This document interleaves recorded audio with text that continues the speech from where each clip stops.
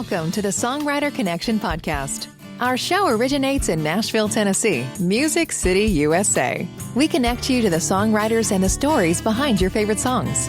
Join us as we take a look at the craft of songwriting through the eyes of the songwriter. Now, here's your host, Dave Linehan. Hi, I'm Dave. Yeah, and I live in Nashville. And guess what? There are a whole lot of songwriters around me, and I absolutely love it. Amazing, talented people with just incredible stories that I want to share with you on this podcast. Some, like my guest today, have had tremendous success.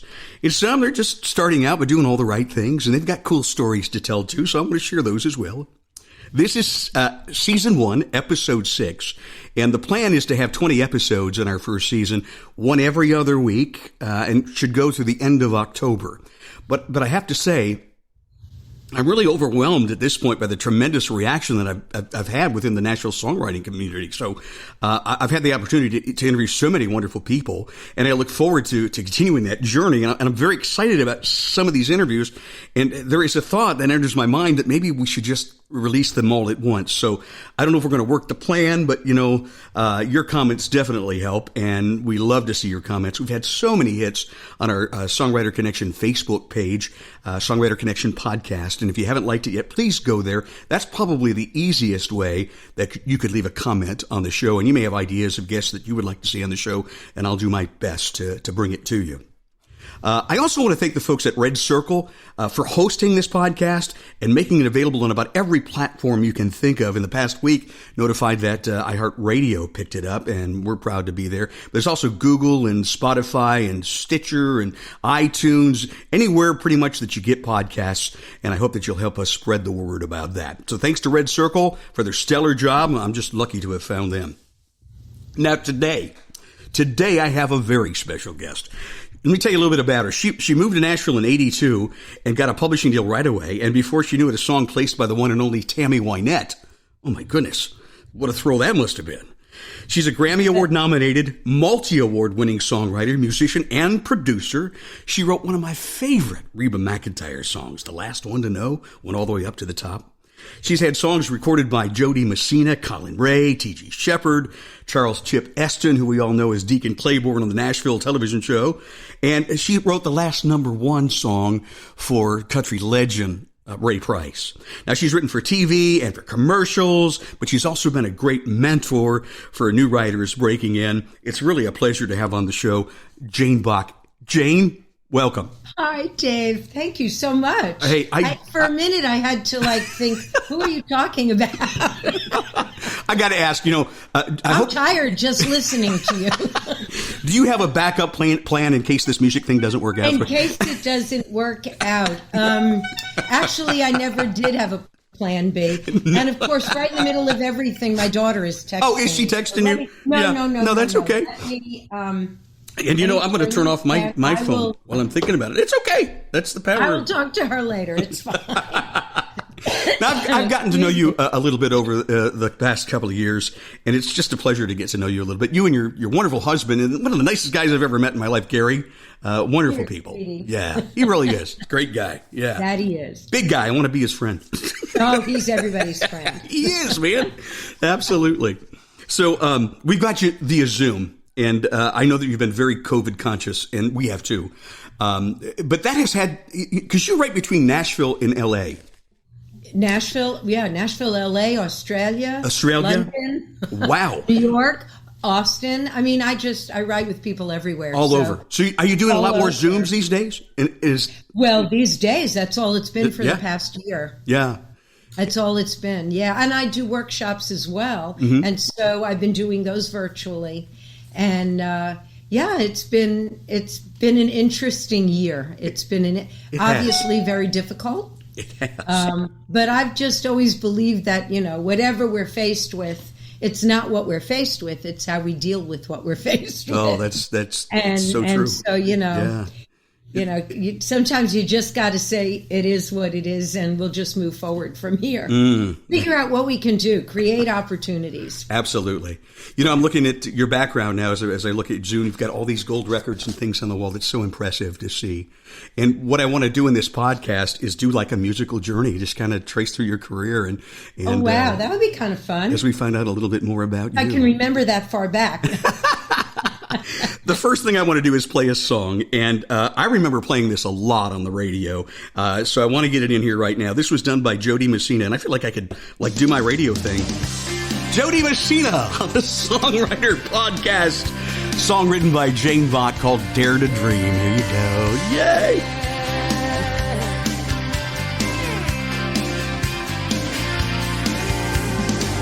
You and me, baby, can meet for the weekend too. Solidify all our plans. We'll follow a jet stream to someplace exotic, all in the name of romance. 'Cause we're still young and in love, and we just believe we can be strong and do anything if we dare to dream.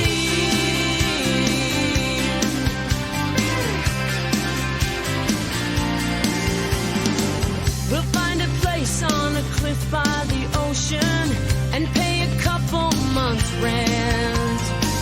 I'll sell my paintings down by the boardwalk, so we'll have money to spend. And we're still young and in love, and we just believe we can be strong and do anything if we dare to dream.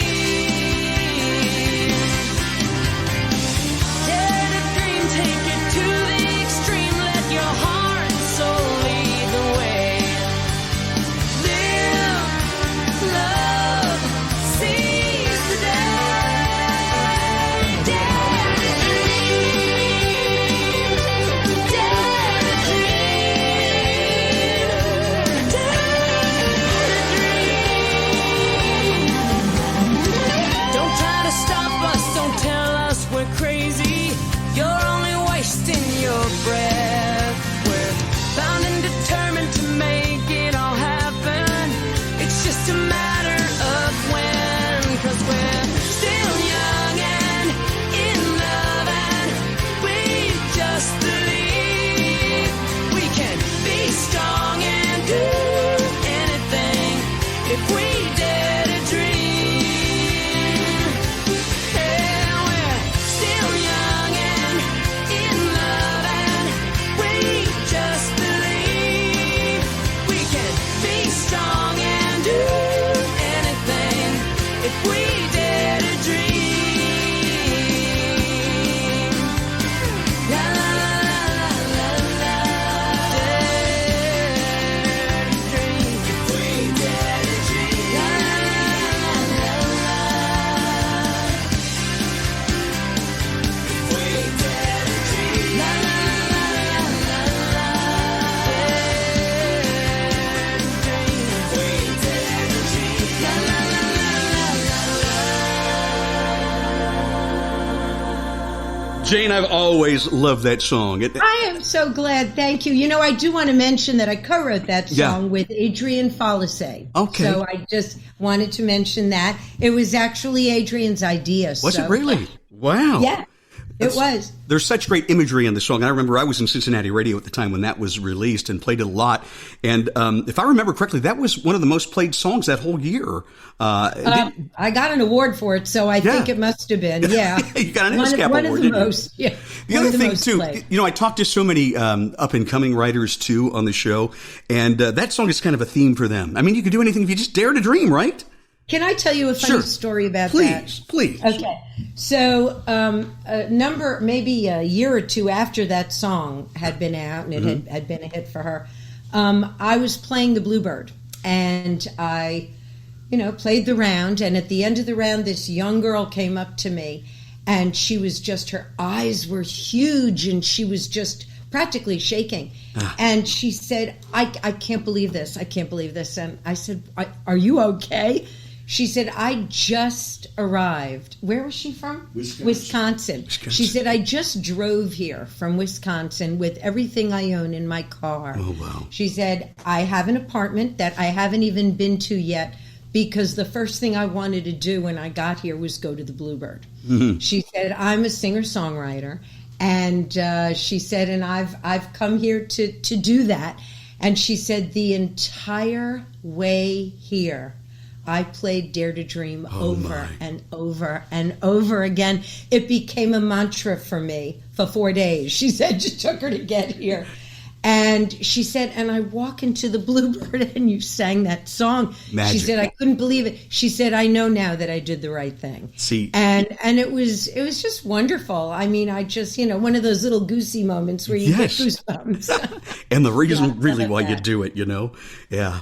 That's true. Getting paid in another way right there. Oh, absolutely. Absolutely. A fantastic nowadays. Yeah, nowadays especially. More than the other way. Yeah. On our last podcast, we talked to Mark Allen Barnett, and we talked a little bit about the allure of Nashville. There seems to be this draw. Now, you came from New York City, the Big Apple, which is also a music capital. What was the allure for you? What was the draw for you? Well, it wasn't actually... It's an interesting thing because it's another story. Everything in my life is a story. We want to hear those stories. They make great fodder for songs. Let me tell you. Yes, they do. Yeah. But I've been a songwriter my whole life. I can remember starting when I was a little girl, and but I never really. It never occurred to me that I could actually do it for a living. That it was something I could do for a living. Although I studied music and I was a music major and I did teach piano at one time, but after school, after college, I went into advertising. And when I finally made the decision that I was going to pursue the songwriting, I didn't know what to do, and I figured, I think I should send my songs places. Mm-hmm. I had no idea. And in those days, we didn't have the same technological opportunities that we have now. We had no computers. That's right. And no internet. This was like the late 70s, maybe 1980. And I sent songs to people, and one of the people I sent songs to was one of my favorite songwriters at the time, Neil Diamond. And I sent him 3 songs. Wow. I looked on the back of one of his albums and I saw the name of his publishing company, wrote him a note. I was born and raised in New York City just like you, and the whole try and use anything I can. Yeah. And I sent him these 3 songs, and I had one of those little reel-to-reel recorders that I sat on top of my piano. In those days, I didn't play guitar, and I played it on the piano. And anyway, and that was it. I knew I'd never hear from him, but a couple of months went by, and I did. You did? Without going into the whole story, it wow. was a very bizarre thing. Yeah, very bizarre conversation. That included him saying, yes, it's really me. What do you want me to do to prove it? Yeah. Do you want me to sing Sweet Caroline? And I said to him, my daughter's name is Caroline. I named my daughter Caroline. I was a little embarrassed after that. But anyway, he was lovely, and he told me, if you want to pursue the writing, he said, you need to go to Nashville. Nashville is a songwriter town. How about that? And of course, being a New York City girl, it was like, Nashville? Yeah, really? That was like a different world for me. Oh, culture shock, right? Yeah. I was not familiar with country music at all, so I wasn't raised on it. Oh, my. And I admit it. And so I came down for an NSAI weekend. And we've talked about them in the past. Nashville Songwriters Association International. They're a great group. If you're looking to get into songwriters, start with them. Yeah, absolutely. Wonderful. Anyone who comes down here wants to be a songwriter, first thing you should do is go to NSAI. Yep. So in those days, they hadn't been around all that long. And but they used to hold these weekends once a year. Now they do Tin Pan South. But back then, they would have a weekend from Thursday to Sunday. They had very big artists that would come and perform at night. They did workshops. It was wonderful. It really was great. So I came down for one of those in 1981. I came down, and I realized he was right. Neil was right. I needed to be here. And so in 1982, I moved here. Cool. But I had never even really listened to country music. I knew, of course, Patsy Cline and, Loretta Lynn, but I really never listened to it. And it was an interesting transition from writing songs, pop, R&B, that was my thing, rock, big rock. Big rock. That was it for me. And it was when I got a publishing deal, and my publisher told me, he said, look, you're turning in great songs, but you need to write country songs. We're in Nashville. And I did, and that's when I got the Tammy Wynette cut. It was the first country song I had written. Wow. First country song you write is cut by Tammy Wynette. I know. That's amazing. Weird. Well, it's one of those two, where do you go from here? Yeah, yeah. Usually there's nowhere to go but up. When you start follow out, that, girl. There's nowhere to go but down. That's a problem. Yeah, that's a problem. I'm teasing, of course. Yes, but you did very well.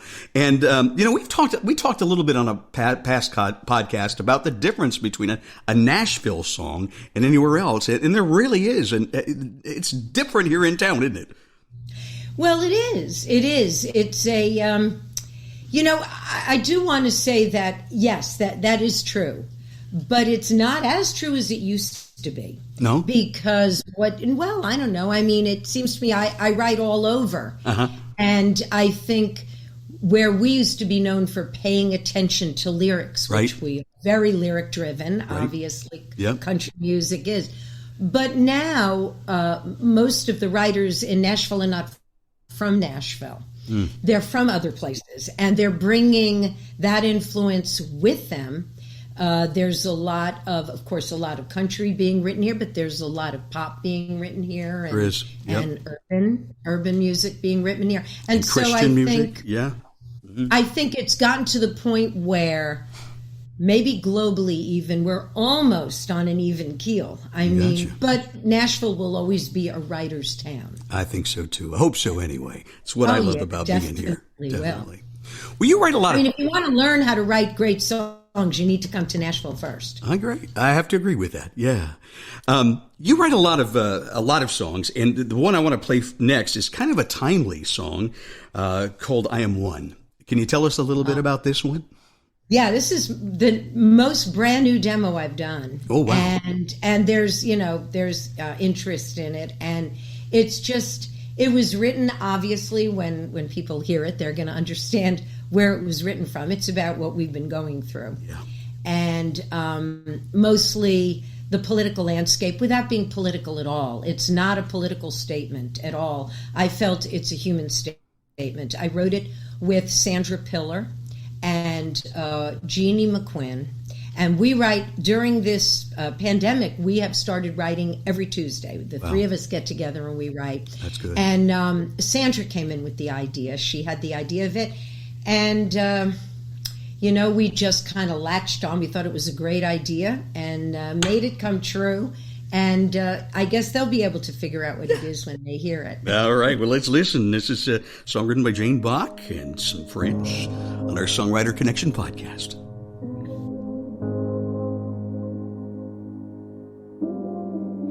Never thought I'd see the day. Soldiers in our streets, silencing the people who were marching for peace.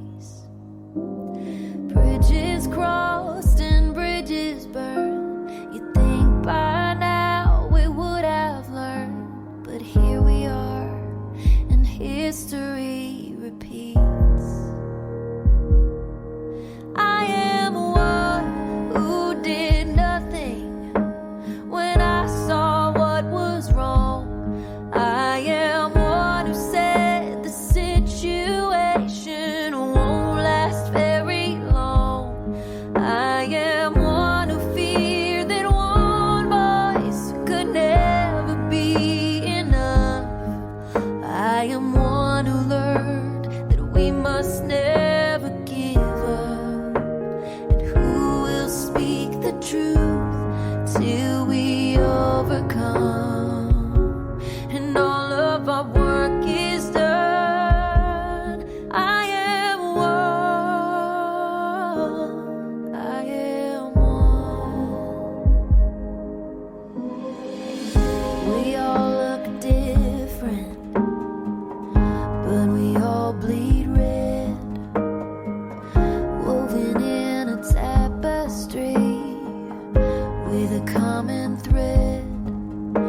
It's a never-ending struggle to protect the ties that bind so many truths. But love is love and grace is colorblind. I am one who did nothing when I saw what was wrong. I am one who said the situation won't last very long. I am one who feared that one voice could never be enough. I am one who learned that we must never give up. Who will speak the truth till we overcome, and all of our work is done. I am one, but I am not alone. Heading down this broken road, paved with shattered pieces of promises and dreams. I am one, doing what I can, learning to love again. We'll make it better, 'cause we're stronger together. I will speak my truth till we overcome. All of our work is done. I am one. I am one. I am one. I am one.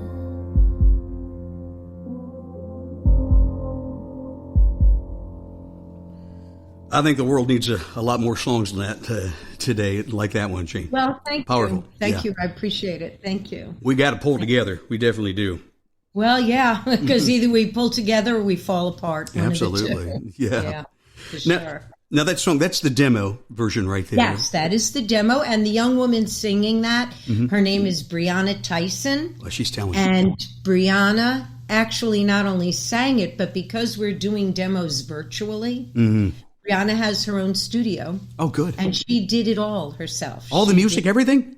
everything. I Wow. went over production ideas with her to tell her what I was hearing. And but she did everything, played the instruments, programmed it, did everything herself, and sang it, of course. Just wonder, is she in L.A. or Nashville or? No, she's here. She's in here? Nashville. Wow. She's amazing. Wow. She's a really talented young women are all over Nashville. They really Oh are. my gosh. Yes. Oh my gosh. In the past year, 2 years, there were a lot of controversy over this Tomatoegate things, that ladies just were not getting their share of airplay or attention. But what people don't know, that here in town, it's a big thing. And Yes, it is a big thing. women are getting their due. Well, but you know what? They're getting attention, and that will then translate to the Yes. rest of the world seeing it, because that will translate to not only being charted, but chart position. Yes. And, you know, it's all about promotion, isn't it? It So- really is. And it's crazy to me to think about it because, you know, I came up in radio in the 80s, early 90s, and there were so many female artists. And I just don't know how we fell back the other way. It's crazy. I don't know, you know. Yeah. But this is where we find ourselves. So Okay. So once you get a good demo like that, then you're starting to shop it around, right? You pitch, the pitch that happens. right now, I'm signed to a publishing company, and we have a plugger Okay. that represents our company. You say And plugger. Jane This is Bach. probably the first time we've heard that on this song. So talk a little bit about what a plugger's job is. Oh, okay, great. Well, a song plugger is the individual that takes your song and actually gets it played for either the artist or the producer or the A&R person or another label individual, or it could be the janitor who works at the restaurant that you eat at who has a cousin. I'm serious, who has a Oh, cousin yeah. who knows somebody. Anybody wants to listen to my songs, they are welcome to listen. There you go. That's basically it. Shane Barrett is our plugger. Oh, yeah. Hi, Shane. He's Shane great. Barrett is our plugger. One of the best. I just met with him the other day. Actually, we had a meeting. And so what you do is, as a writer, if you're working with a plugger, you're playing the songs before they're demoed. You're playing them either you give him a work tape or you play it live. And I generally will play live for him, and then he makes notes, and after it's all over, he'll tell me about each song, what he thinks, and the pitching potential. And it's not only just, it has nothing to do with, is this a good song or anything? It has to do with timeliness. Who is recording or looking for songs that this song would be a good match for? Gotcha. Because, of course, as you know, not every song works for every artist. So, so he's got a rough job. I was going to say, that's got to be a hard job. Yeah. I mean, you have to spend years developing your relationships first with everybody in town, because this is a business of relationships. It really is. It really is. Who you know, and probably most importantly, who knows you, right, Jane? Exactly. Yeah. And it can be very frustrating, because you can have a remarkable song, well written and timely and whatever, and you have no way to get it out there. It's very frustrating. You got to get it in the right hands, right? That's a big part of the battle. Or then you have to play it out yourself. And which we've all done. And you and I do it together sometimes. I was just going to say, before the COVID hit, I had the great pleasure and opportunity to play next to you at the Commodore Grill. That was fun. And I'm like, wow, look at me next to number one songwriter Jane Bach. And it was fun. We had a good time. It was fun. So many other things to talk about, but I want to get some of this music. We've got so many great songs here. Like the next one on my list is I Like Where This Is Going.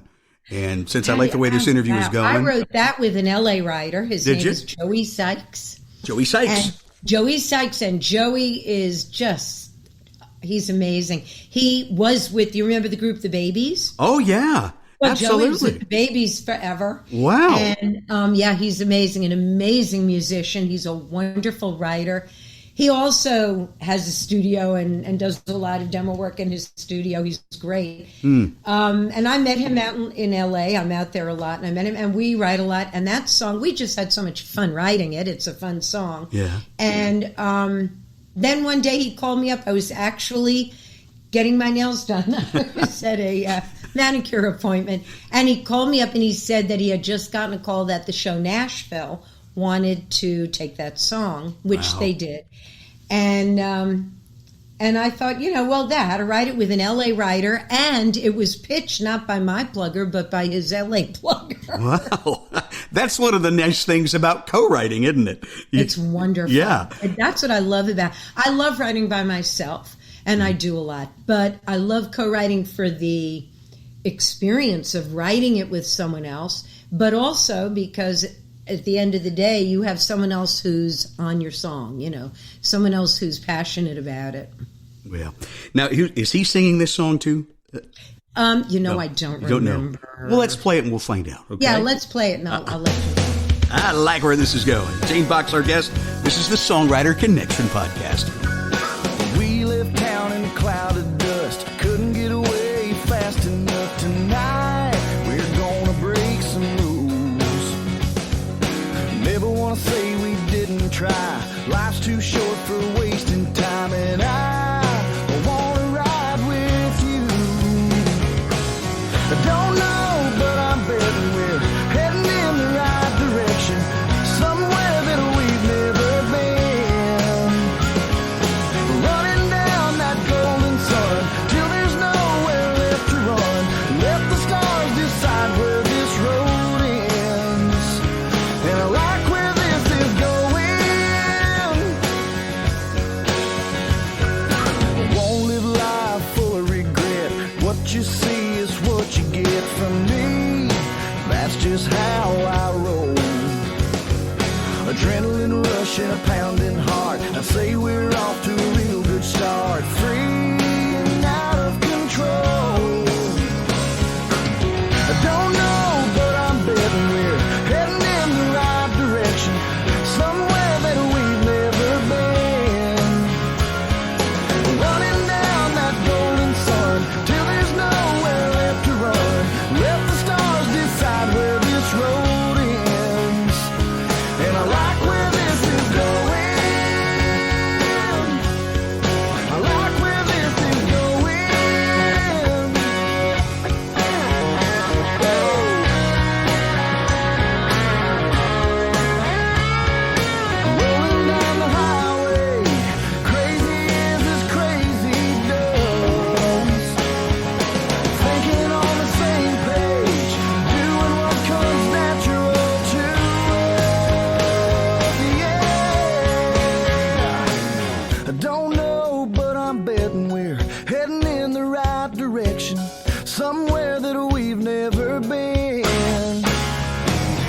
running down that golden sun, till there's nowhere left to run.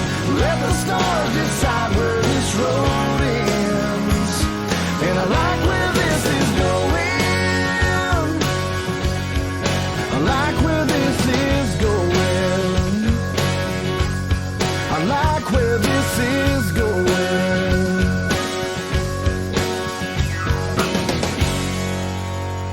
Well, Rocker from the Babies can write some country stuff, can't he? Yeah, really. We had fun writing that one. Well, we have fun writing, but we had fun writing that one. I love just writing fun, up-tempo rocking, where I can pound my guitar and look cool. As you always do. Now, that was right. got on the Nashville TV show, huh? That one there. Yes, I was on the Nashville TV show. And the funny story is, of course, as you know, Chip Esten is a friend of mine. Great guy. And he and I, oh my gosh, I can't tell you how many songs we wrote trying to get a song on that show. I mean, it was so competitive that even he had trouble getting, and he's such a great writer. He is. He plays at the Opry a lot these days. Yes, and, he's going to be on tonight. We're taping this show on the 13th, and he is on tonight, February the 13th. February, right. Yeah, but he's on every month or so. He's been on it over 100 times. It's funny because I met him out in Los Angeles years ago, years before Nashville, before the show Nashville. And we had a mutual friend. Mm-hmm. And she called me up one day and said, I have a friend. He's an actor. He's a working actor. And he lives near us. They live at the time, he lived in California. And she said, he's doing really well, but he really wants to be a singer-songwriter. And I'm like, everybody wants to be a singer-songwriter. Everybody, yeah. And she said, would you, as a favor to me, just meet with him, let him pick your brain? So I said, of course. And he came over to my house in L.A., and I just madly fell in love with him. I opened the door, and this was quite a while ago, and he's gorgeous now, but he was really gorgeous. And I opened the door, and it was a beautiful L.A. day, and this gorgeous guy is standing, holding a guitar like this, not in a case, just holding the guitar like this, and he goes, Janie! Janie! So, Chip? And he just scoops me up, and he is just darling.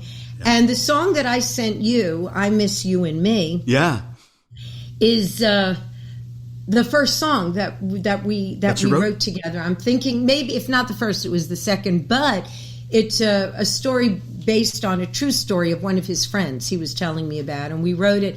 But then he used that song to, hello? Hello? Oh, I seem to have lost you. I got you still. I can hear you. So I can't see you. How do I? Can you hear me, though? I can hear you. Okay. So, yeah, I'll just keep on going. Keep going. Anyway, I can see you. He used that song to audition for the show Nashville. Oh, so did he really? Okay. Yes, I Miss You and Me. And then when he did his year-long, every single Friday, he put out a new single every single Friday. Wow. And 3 of those were songs he had written with me. One that he wrote with me and Billy Lee. Oh, Billy Lee. From Good Friend. It was called Down at the Lost and Found. And we played that on the very first episode of the podcast. Oh, did you? Yes. That was and talked about that was a fun song. He sent this to me. It's a what do you call it? To put your drink, a coaster. A coaster. Down at the Lost and Found coaster. Yeah, Down at the Lost and Found. Anyway. He's a great guy. And my wife is in love with him, too. And we got to meet him. He's such a sweetie. He's a real sweetie. But anyway, but that song, it was kind of special because he used it to audition on the show. Well, that's cool. You know what? We've got to play it right now. It's called I Miss You. Oh, okay, great. Is this him singing? Is this Chip singing? This is him. Okay, yes, so Deacon Claiborne from Nashville. I want to tell you. Okay, go ahead. We can do it. This is actually, we had demoed it, and they loved what I did with the demo, so they used my track. Oh, cool. For the single that they of course he redid the vocal, but they. So you produced. Yeah, well, cool. Here we go. Charles Esten.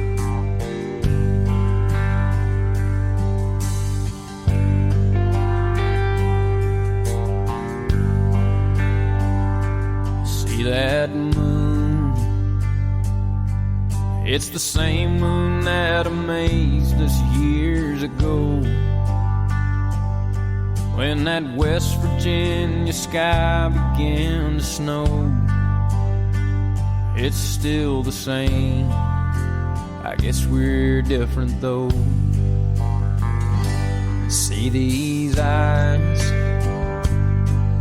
they're the same eyes that adored you all these years,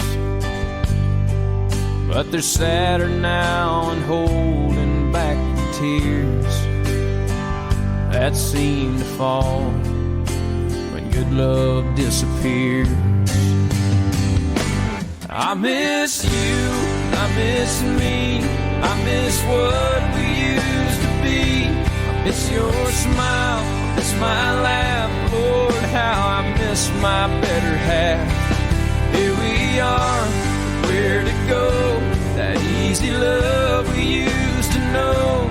It's been gone so long, it's just a memory. Baby, I miss you and me.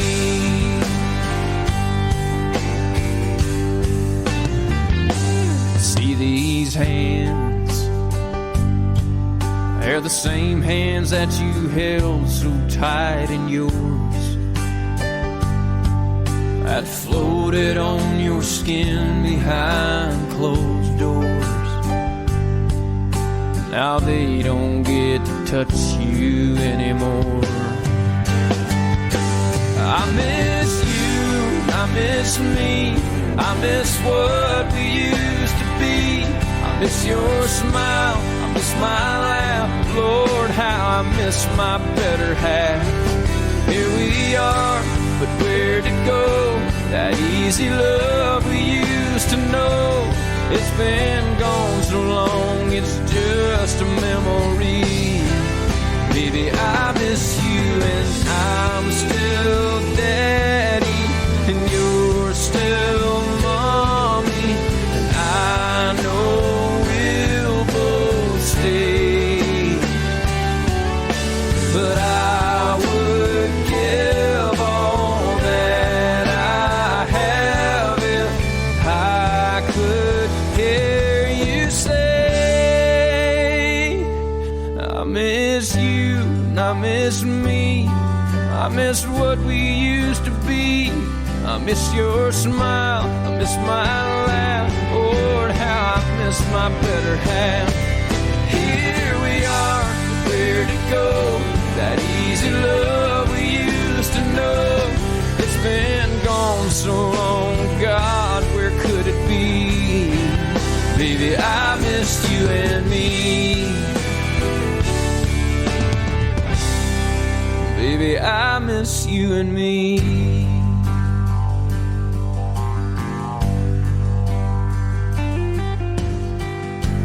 Well, if his voice sounds familiar to you, it's because it is. If you watch the Nashville TV show, Deacon Claiborne was the character, and Chip Esten was the guy who played him, and that's the song that got him the part, co-written by our guest today, Jane Bach, on our Songwriter Connection. Jane, great song. Thank you. Yeah. Nashville, the TV show, changed this town, didn't it? Yes. I mean, it was a crazy town before, but after that TV show, whoa, what happened? Wow, yeah, it was a wonderful thing for Nashville. It really was. It was. It's funny because it was a real blessing for Nashville. It just seemed to happen so quickly. It just boom, And I think it also coincided with a time when Nashville was really coming into its own. Really, and which I'm sure maybe had something to do with the decision of the powers that be to do a show about Nashville. I don't know. They certainly put the Bluebird on the map. They sure do. You still can't get near the Bluebird anymore, can you? Well, of course, they're closed for COVID, but... yes, they are. But before they did, everything sells out in, 5-10 minutes? And oh, my gosh, yes, absolutely. Yeah, it's a crazy town. And you've seen it change a lot over the years, Jane. Not just the skyline. I tell everybody. You know what? The skyline, it's hilarious. I have a picture of the skyline when I moved here. We had 3 buildings, basically. 3 big buildings, what we considered big, tall buildings. Was the Batman building here yet? Pardon? Was the Batman building there yet? Oh, no. Yeah. No. We had the hotel that has the restaurant on top, that round restaurant, and of course the LNC building, which was one of the first skyscrapers downtown. Amy Grant's grandpa, right? Yeah. Exactly. Yeah. And but it's that it's going to happen. I mean, either a city is going to grow or it's going to stagnate. And Nashville, when I moved here, was a wonderful little city, and now it's a wonderful big city. Big city. I always tell folks that our state bird is the crane. Yeah, that's what Gary says, the whirly crane. Yeah. There's more cranes in Nashville than you've seen anywhere. Oh, my gosh. It's been insane. All these buildings are springing up and all these condos. Well, the only thing the only downside is I hate that they tear down these historic places, especially to the music don't even business. Get me started. I know. Yeah. And build up these condos. Very hurtful. It hurts. It hurts to see Music Row disappearing the way it is, Horrible. But, I write with I certainly have my cadre of writers that I've been writing with for years. Yeah. But I write with a lot of new young writers. I mean, young. And that's important right now. I love writing with them. I do. I learn so much from them. And, music changes and lyrical styles change. And as someone who does both music and lyrics, I need to keep up with what's going on. Otherwise, no one's going to cut my songs. So true. Sometimes I'll be writing with these kids seriously, and I'll come out with a line, and they'll look at me, and they'll go, "That just sounds so old-fashioned." Like, really? Oh, yeah, for sure. But when I say to them, when we have conversations about the changes, the buildings, the architectural style, everything has changed. And I say, for me, it's like they're wiping out what made Nashville, Nashville. Yeah. And they all say to a kid, well, it's the new Nashville. The new Nashville. Well, and that brings me to the last thing I wanted to really talk about. You do a lot to help mentor young artists and talent, not in just town, but all around. So talk a little about the efforts there. I know you've got a workbook and you do workshops, and tell us a little more about that.